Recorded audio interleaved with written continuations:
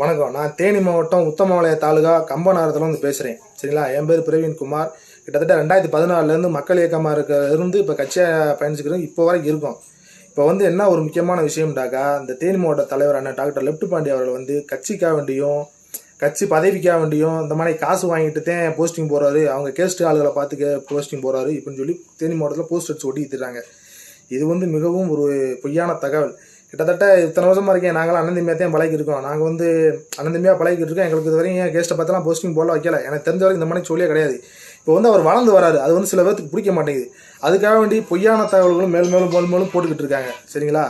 இது வந்து ரொம்ப வன்மையாக கண்டிக்க வேண்டிய விஷயம். சரிங்களா?